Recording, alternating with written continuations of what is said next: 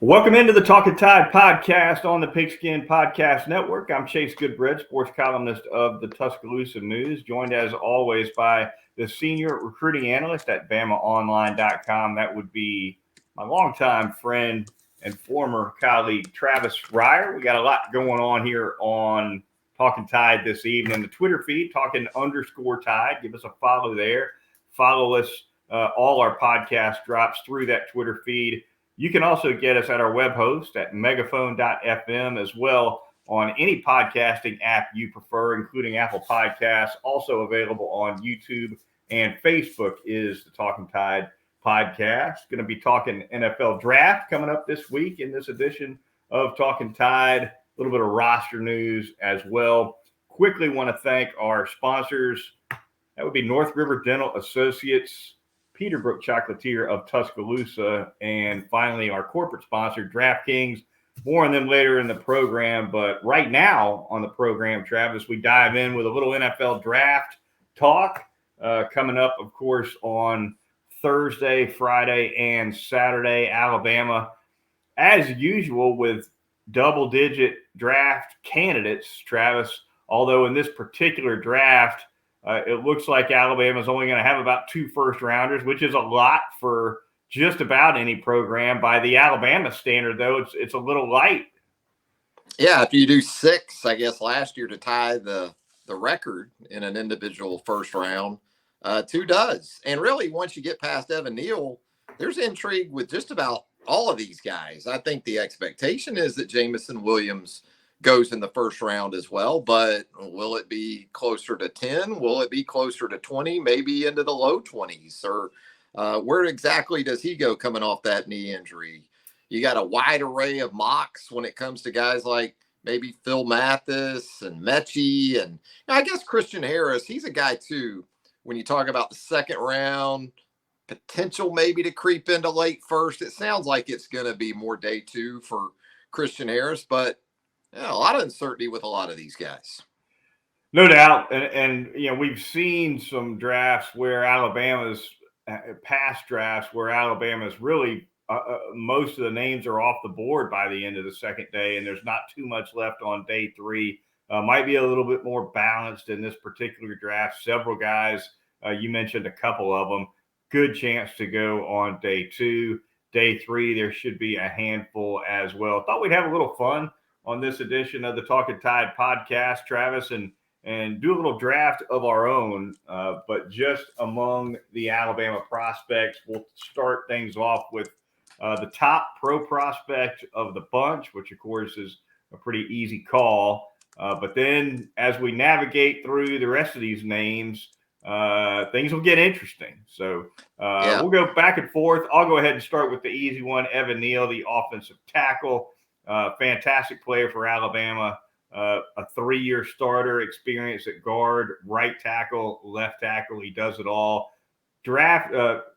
Scouted as a left tackle, certainly has all the traits NFL clubs look for in a left tackle, and a great chance to be a top 5 pick. I don't think it's out of the realm of possibility that he goes number 1, Travis, to our Jacksonville Jaguars.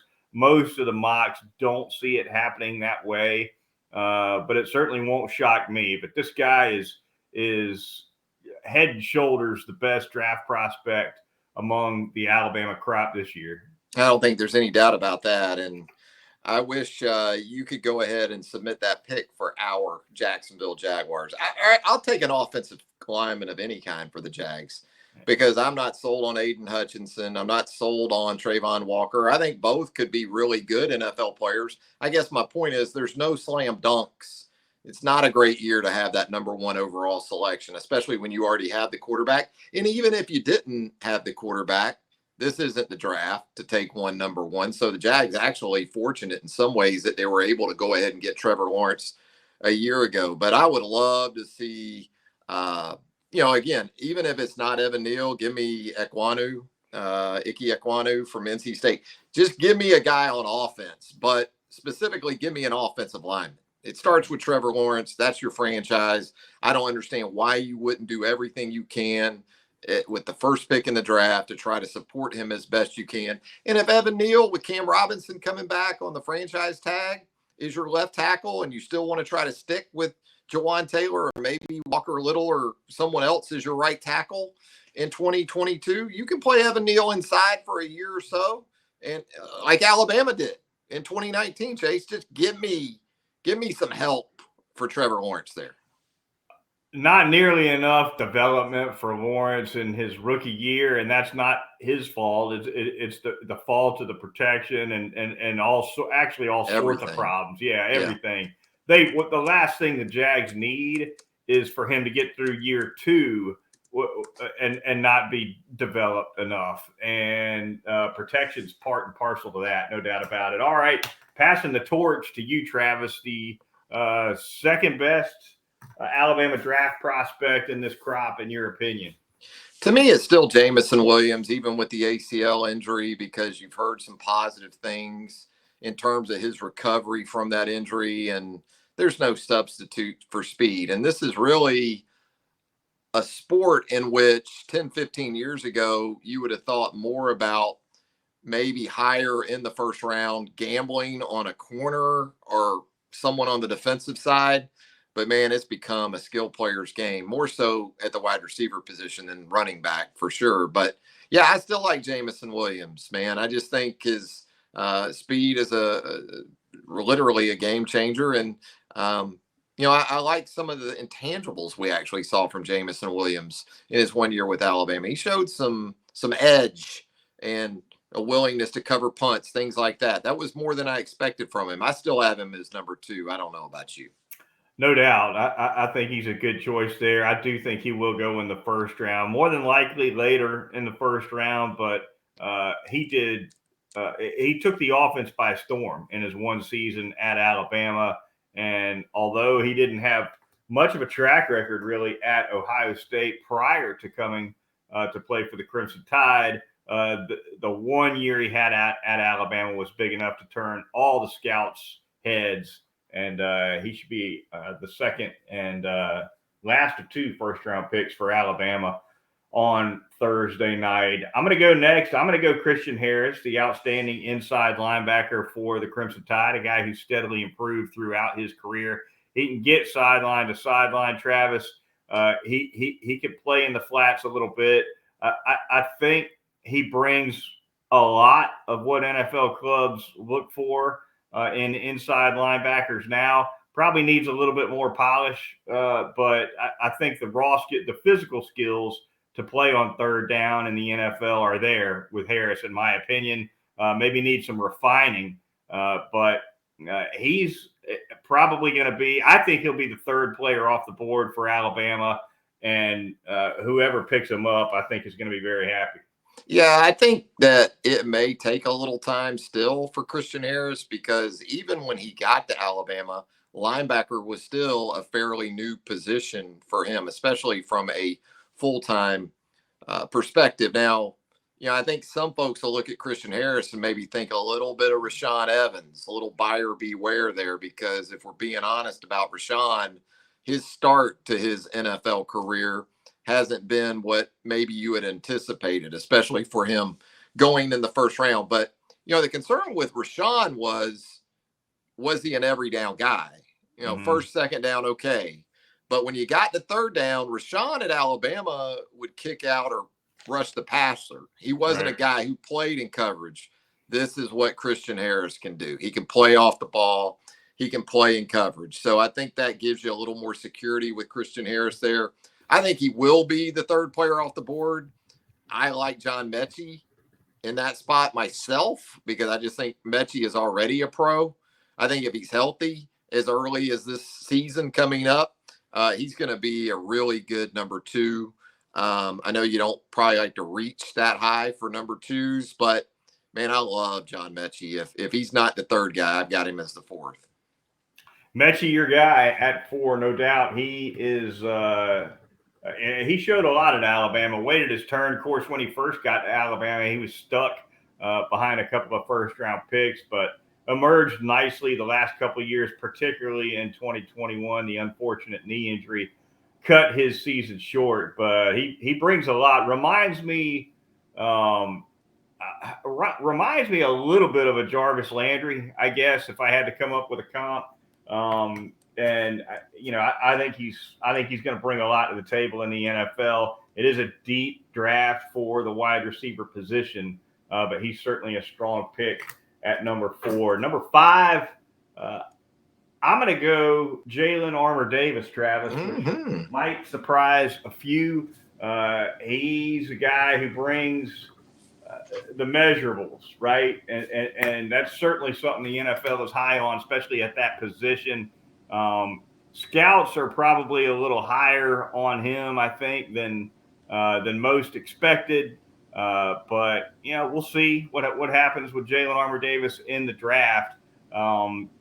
Consistency wise, experience wise, maybe not quite the track record, I guess you could say, that some cornerbacks taken early in the draft from Alabama have had in the past. But between the length and the wheels, the measurables, I think he's got a good chance to go maybe 3rd round. We'll see. But I'm going to go JAD for the 5th pick of our little exercise here. Yeah, he's projectable at multiple positions, right? You can play him at corner. He's played the sub-package roles. You could even envision him as a safety maybe at some point in his career. So potential value there with Jalen Armour Davis, who was Alabama's most consistent corner throughout the 2021 season. And absolutely. And look, let's be honest. There's a Bama bump going on right now, especially at that position, because you've turned out Trayvon Diggs, you've turned out Patrick Surtain Jr. So, but as much as anything, again, I think you like about Jalen Armour Davis that you could see him at 2 or 3 different positions. What about Phil Mathis up next? That's where I'll go. The defensive lineman. I think there are probably as wide-ranging opinions on Fedarian in terms of how where's his ceiling? Is he too close to that right now, Chase? I think solid. Maybe has a Damian Square type career where there's a little bit of doubt about him. Next thing you know, you look up 8, 9, 10 years later and the guy's still in the National Football League. I think Phil's going to go earlier than Damian Square did all those years ago. But I don't know if there's a consensus on exactly where he sits on boards across the league. No, I don't think there is. He's a little bit of a wild card. Had a nice year for Alabama last season. I think he seems to me a little bit of a self-made guy, a guy who's brought a big work ethic, also quite a bit of leadership to that Alabama defense as well. Had a strong performance in 2021. I think his draft value lies very heavily in his 21 tape, maybe even exclusively. But nevertheless, he should hear his name called, I think probably at some point on day 3. My turn, Travis. I'm going to go Brian Robinson, the Alabama running back, had an outstanding senior year in 2021. A powerful guy. He ran really well at the combine. If memory serves, he busted a 4.53 at the combine, which for a guy his size and for a guy with his reputation as more of a tackle breaker than a blazer, a 4.53 NFL clubs I know had to be excited about that. He can bring it in pass protection as well. Not really known as much of a receiver. Doesn't mean he can't end up being a dangerous receiving threat at the next level. It's not really wasn't his bag at Alabama. But Brian Robinson, another guy, along with a couple we've already mentioned, who really forged the entirety of his draft value here in this past season. I don't think there's any doubt about that. I like, I like Brian Robinson, probably bracketed together with Phil Mathis and those picks right there. Yeah. I think either way, you could make an argument with me and I would be fine with it. But, Brian Robinson, just sort of the classic retro NFL back, in that you know what you're going to get from him on a down-by-down basis.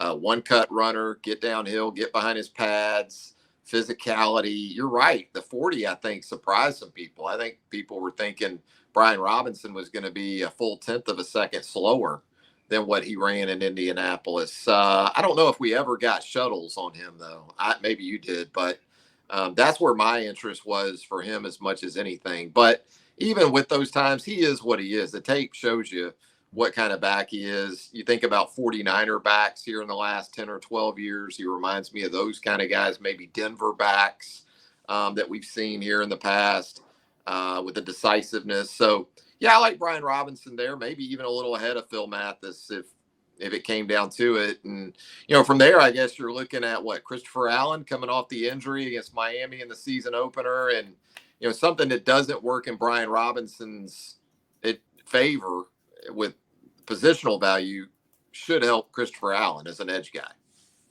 Yeah, I think of Christopher Allen. I think a little bit of Christian Miller, right? Some similarities there with their Alabama careers in terms of injuries being hurt all the time. And, it's unfortunate that I guess the difference is Miller finally did put a healthy stretch together there in his last year at Alabama, whereas Allen, unfortunately, was knocked out early in the season. Allen definitely a guy, though, that could bring some pass rush late in the draft. Not a bad guy at all to take a chance on. Kind of a grab bag from here, Travis. I guess we'll go ahead and disintegrate our back and forth. But Josh Jobe, Slade Bolden, Chris Owens, some of the others who are hoping to be picked probably toward the back end. I definitely think Jobe will go in the draft. I think Bolden and Owens probably looking more like UFA type guys, but you never know. Maybe Bill Belichick sees a third down guy in Slade Bolden. Everybody's got Bolden to the pass. Slade Bolden seems like the perfect Mr. Irrelevant pick, doesn't he? Yeah. Like that last pick in the draft. I mean, Yeah. That's Slade Bolden written all over it. Maybe I look. You get to that point, you almost hope for the player that they don't get drafted and they have more of the ability to pick their spot, right? But no, I mean, it's an honor regardless. How many people can say they were drafted in the NFL? So, no, from that perspective, you hope it for guys like Slade. I'm with you. I think Josh Jobe pretty much wraps it up. You're looking at 8 or 9 guys in that scenario. And Jobe, it hasn't always been pretty, but there's something to be said about Nick Saban kept running him out there. Right. Mm-hmm. So we talked about the Bama bump in relation to maybe Jalen Armour Davis. I think perhaps that helps Josh Jobe. And he's another guy, too, that, look, maybe in the NFL, they give him a look at safety. He's a physical dude and doesn't mind the contact. And so, there's some different ways he could go there at the next level. Special teams for Jobe, too. Yeah. I think he definitely fit in well at the Sunday level. All right, the Talkin Tide podcast. Going to move on. Thank a couple of sponsors here really quickly. Going to start telling you all about North River Dental Associates and Dr. Jack Smalley, his fantastic staff of dental hygienists over at 1100 Fairfax Park in Tuscaloosa, easily located and found right off of Watermelon Road. For all of your family's dental needs, go see Dr. Jack. Get in there twice a year for that routine cleaning. And, of course, any other needs you have dental-wise, dentures, endodontics, cosmetic dentistry, teeth whitening services, very popular as well. Get it done at North River Dental. They've also got Botox and Juvederm treatments going on over there at North River Dental to tighten up those facial features. So get on over and check them out. You can give them a call to make your appointment at 752-3506. You can also visit them online at northriverdentist.com. That's North River Dental Associates. I'm going to tell you about Peterbrook Chocolatier out there at 1530 McFarland Boulevard North in the Indian Hill section of Tuscaloosa. Again, thanks to everyone who made Peterbrook of Tuscaloosa their Easter destination when it came to Easter goodies and treats. And look, you still got some interesting dates coming up. You got Mother's Day coming up in a couple Sundays, so you absolutely want to take care of Mama. We all know Mama loves chocolate, the best chocolate you're going to find in West Central Alabama and beyond, for that matter. Peterbrook Chocolatier, 1530 McFarland Boulevard North. You also got the day before Mother's Day this year, the Kentucky Derby. And believe it or not, they do have horse race themed items At Peterbrook Chocolatier. And the Kentucky Derby parties, Goodbread, have become all the rage. You know, it's like everybody has a Derby party now. So separate yours from the pack, so to speak, with Peterbrook Chocolatier, 1530 McFarland Boulevard North. I'm going to be making my first live appearance at the Kentucky Derby this coming year, Travis. No. Looking forward to that. You already got your suit, Goodbread? No, I'm going to be one of the rank and file people on the infield. Oh, yeah. I don't like you. I don't like you on that infield. I don't like you on that infield. Well, the daughter write your phone number on your forehead before you go out there, or you're the wife's phone number or something. You know, in permanent ink. Yeah, you're going to be with Peyton though. That makes me feel like a zillion times better. The daughter, my daughter Peyton, will be graduating from the University of Kentucky the previous day. That'll be on Saturday, and the family has decided to venture over to Kentucky. Now you can get Peyton's with you. I'm good with it then. She's more responsible than I am. Trust her. Yeah, no question about it. But the infield is a pretty cheap ticket, Travis. You know, maybe a C note or less. Now, supposedly, you can't even see the race from the infield because there's so much happening and there's such a crowd on the edges of it that if you're on the interior, you might as well look at the video boards. That's the word I get. But it's the infield allegedly is very, very raucous, shall we say, whereas your mint juleps and your fancy white hat wearing folk are up in those grandstands. That will not be me. You're not going to be up there with Tom Brady and Gronk and the boys. No. I mean, it's our youngest went last year with the college kids. Okay. And I told her the key there is Uber, from the Derby. But no, it'll be a blast. You guys are going to have a great time. I look forward to a tale or two from that venture. I'll be bringing it to you. Congratulations to Peyton too, by the way. Very nice. Yeah, she's had a good run there at Kentucky the last 4 years. Really proud of it. I guess when we reconvene on Talkin Tide next weekend, Travis, I will be on the immediate heels of that infield run. So maybe a little coffee for me before Talkin Tide next week. We'll see. Yeah, dark chocolate espresso beans from Peterbrook is what you're going to need. Real quick, going to tell you about our corporate sponsor. That would be DraftKings. The NBA playoffs are upon us. Get ready for all the action betting with the DraftKings Sportsbook, the official sports betting partner of the NBA. New customers can bet $5 on any team to win, get $150 in free bets instantly if your team wins. You clinch a W no matter what. All DraftKings Sportsbook customers can also bet on NBA hoops with same-game parlays. Plenty of action. So download the DraftKings Sportsbook app now. Use the promo code TPPN. That's the Pigskin Podcast Network. Bet you $5 on any NBA team to win their game. Get $150 in free bets instantly with promo code TPPN at the DraftKings Sportsbook, the official sports betting partner of the NBA. Travis, we will close out this edition of the Talkin Tide podcast with a little bit of roster news. Tyler Harrell, the explosive wide receiver from Louisville, decides he is headed to Alabama. Nick kind of squeezed this one in under the gun, Travis, because we're only a few days away from that deadline where these portal guys have to be they have to go into the portal, I should say, by May 1. They don't have to choose their destination by May 1. But coming up here near the end of that deadline anyway, Nick Saban adds a guy who averaged, just 29 yards a catch for the Cardinals last year.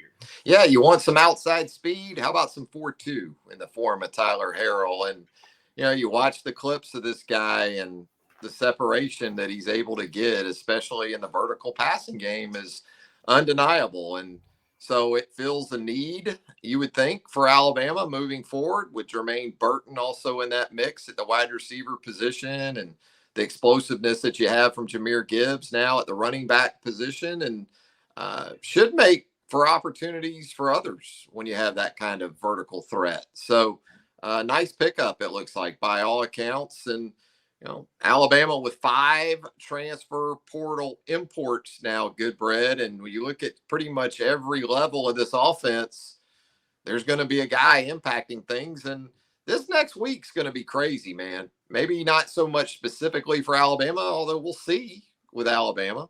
But just guys making that decision to go or stay, and then the resulting feeding frenzy that there's going to be from that.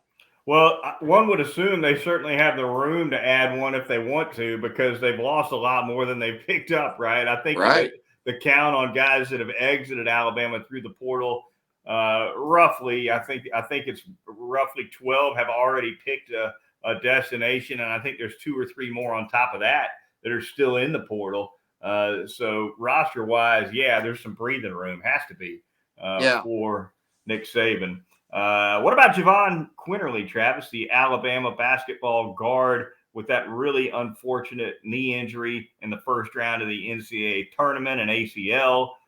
He's going to be coming back to Alabama for another year. Certainly surprising. Even despite the injury, I find this surprising because I just got the sense that his mindset, injury or not, was that he was moving on, but he's decided otherwise.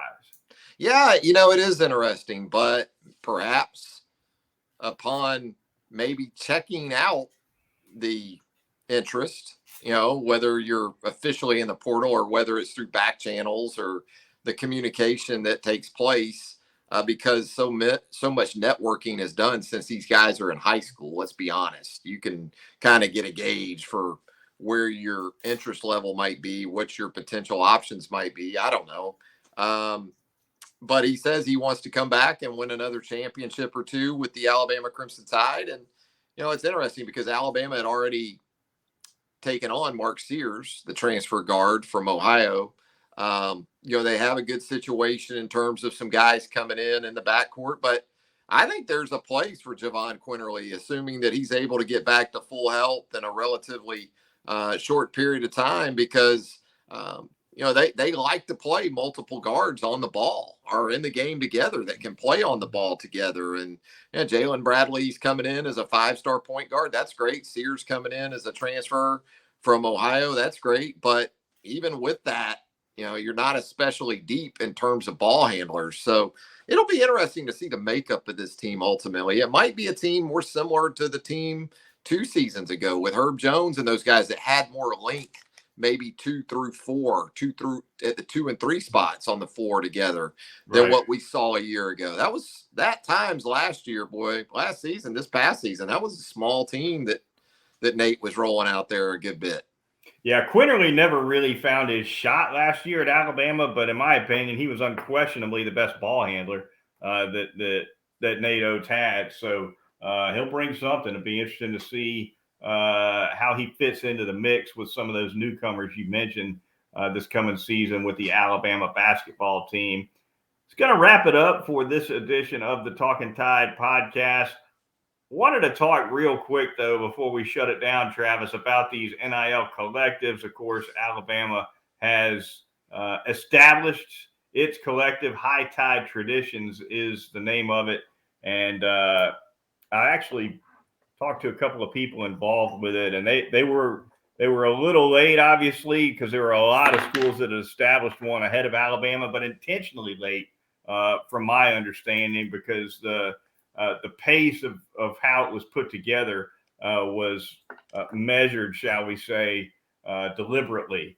And it sounds as though the Alabama faction of all these collectives, the sense is that things are a lot wilder now with NIL than maybe they will be a year or 2 from now. And High Tide Traditions, I think, is trying to gear itself toward what the long-term picture is going to look like, as opposed to piling up the biggest pile of cash you can right now and throwing it out as fast as you can, which is definitely how some collectives are approaching this thing. Well, look at college basketball in the last week with some of the decisions to come back for another year at Kentucky and North Carolina, especially. And now you hear from Michigan on Sunday about some important news impacting the Wolverines roster, and you think immediately about NIL. Yeah. And how, some of these guys are